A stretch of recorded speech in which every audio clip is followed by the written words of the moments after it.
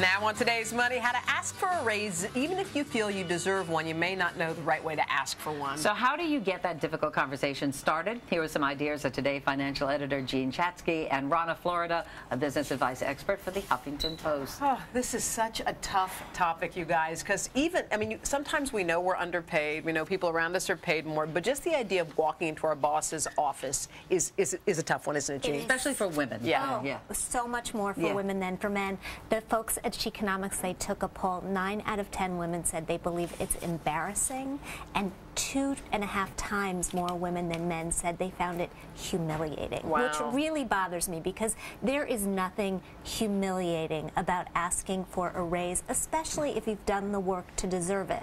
And that means putting yourself in the right frame of mind and really doing your homework so that you know how to do it. So when you say that, what do you mean? Yeah. How do you prepare for the conversation?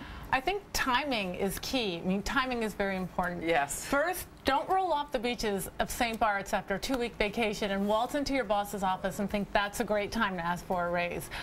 Nor should you do it after a company-wide email has just gone out saying we're announcing massive layoffs. The best time to ask for a raise is not at performance review time, but after you've just completed an amazing project, one that preferably you've over-delivered on. Well, how do you know if you do deserve one? Because people aren't talking about their salaries, so you don't know what everyone's making around you. Okay, so my secret sauce is going to a different company where you have friends who are in similar jobs that you are, and saying not how much do you make, because nobody wants to answer that question, but what would somebody with my skills earn at your company? That's a question that people actually feel comfortable asking.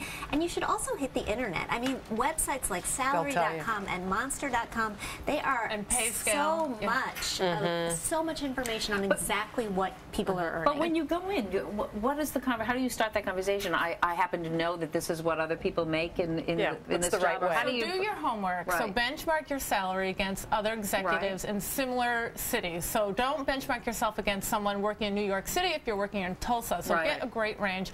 The more information you have, the more ammunition you'll have to state your case.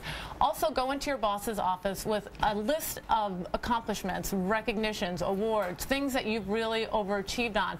Most likely your boss has no idea that you've done all this work. So having that list handy gives you the ammunition to state your case. What if your boss says what a lot of bosses are saying, like, all well and good, Jean, I know that you've really worked hard this year and you've done great things, but we don't have any money. Like, there's nothing there. Okay, what do you say there? You need to be prepared with a list of other things that you might be willing to take in lieu of money. Like maybe more flex time or something like that? More flex time, more vacation, more flexibility to do other things.